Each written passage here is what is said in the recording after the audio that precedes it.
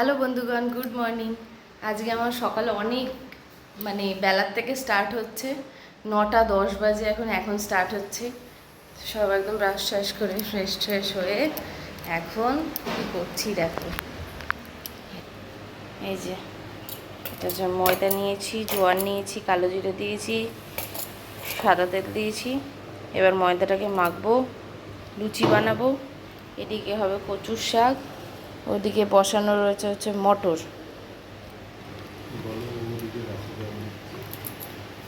তারপরে এই যে দেখো, দেখি আরও বাদ বাকি কী চলছে ঘরে, ক্যা চল রায়।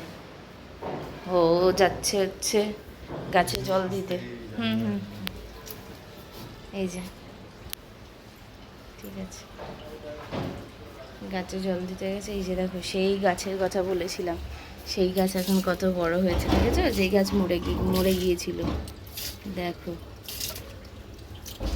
কুড়ি ফুড়ি আসছে না গো, কুড়ি কবে হয়? কত বড়, কি সুন্দর হয়েছে দেখো, পুরো ছড়িয়েছে, এই লাগছে। এদিকে এই গাছটায় চন্দ্রমল্লিকায় ভর্তি কুড়ি এসছে দেখো। এই যে এগুলো সব কুড়ি এসছে, এগুলো সব চন্দ্রমল্লিকার এই একটা খাসিয়াত। এদিকে অ্যালোভেরা রয়েছে, অ্যালোভেরায় তো ডেলি জল দেওয়া।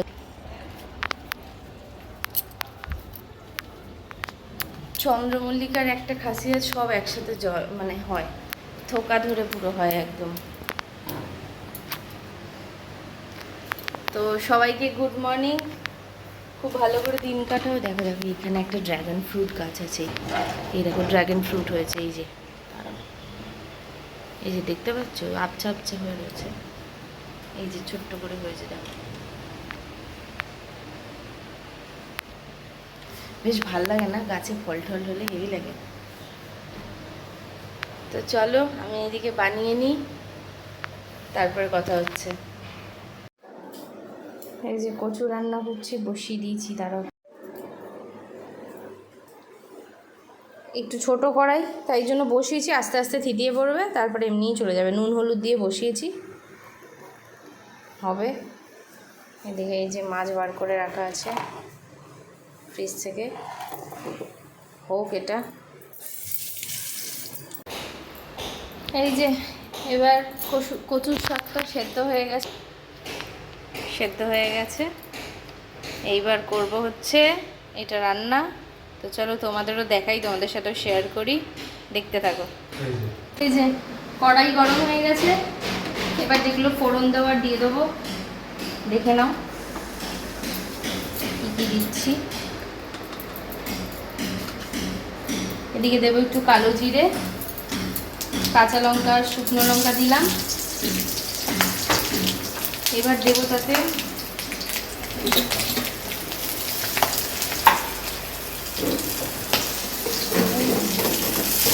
তেজপাতা দেয় না কখনো। এবার দেবো একটু রসুন বাটা, তারপরে দেবো একটু হলুদ গুঁড়ো, একটু দেবো জিরে গুঁড়ো, আর লাল লঙ্কার গুঁড়ো, যেটা কাশ্মীরি মির্চ, এটা একটু বাদে দেবো। এটা একটু নাড়িয়ে নিই, নাহলে পুড়ে যাবে আবার।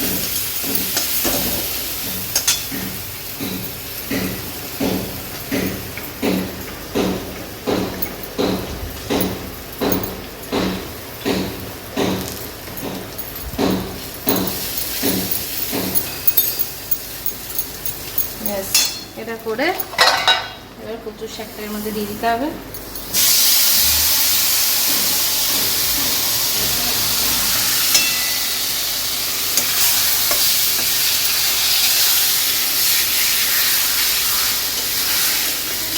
কচুর শাকে অবশ্যই লেবু দিয়ে নেবেন, না হলে গলা চুলকাবে আবার।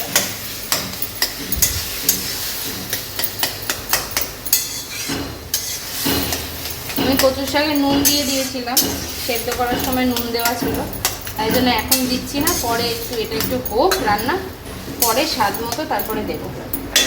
দিয়ে এবার এটা ঢাকা দিয়ে দেবো। এদিকে এই যে দেখো, ইলিশ মাছের মাথাটা ভেজে একটু গুঁড়ো গুঁড়ো করে রাখা আছে, তো এটা একদম লাস্টে মেশাবো। তো এটা হয়ে গেলে তারপরে মেশাবো। তো চলো ফাইনাল লুকটা দেখাবো।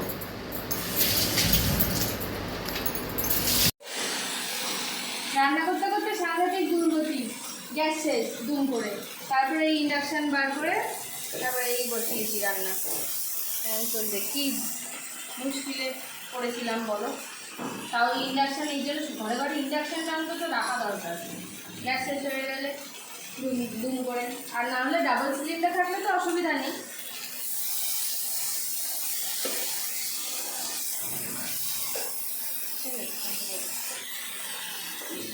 যে মাছের মুন্ডু দিচ্ছি।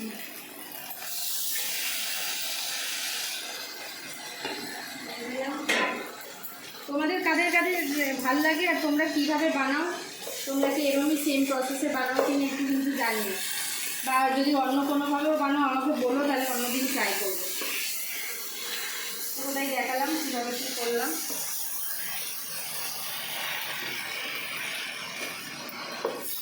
এইটুকু জায়গার মধ্যে তো একটু নাড়াতে অসুবিধা হচ্ছে।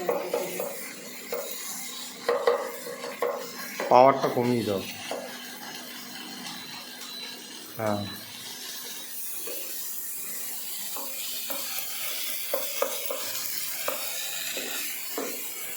বেরোচ্ছে চুল কাটতে।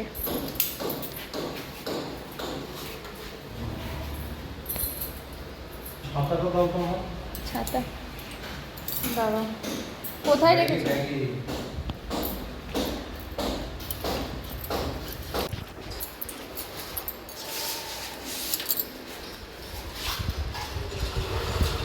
ওইটাই যে কাঠকোলের ওইটাই।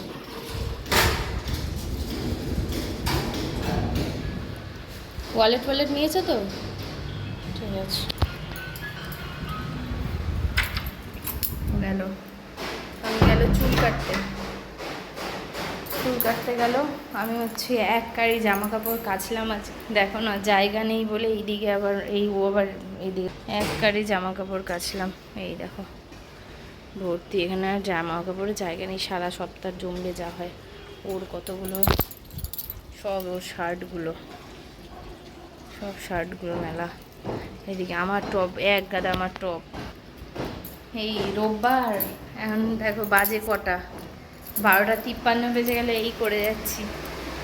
ওফ বাবা, আমি ওদিকে কাপড় জামা কাচতে গেছি আর ও ওইদিকে তোমার ইয়ে করেছেন, ইলিশ মাছের মাথাটা ভেজে রেখেছিল আর কচুটা ওই সেদ্ধ হয়ে গেছিলো, নামিয়ে টামিয়ে রেখেছে।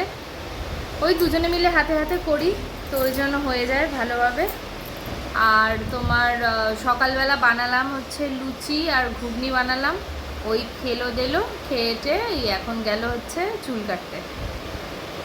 তো চলো তোমাদের বাড়িতে আজকে কী রান্না হচ্ছে কমেন্টে জানিও কিন্তু, ঠিক আছে?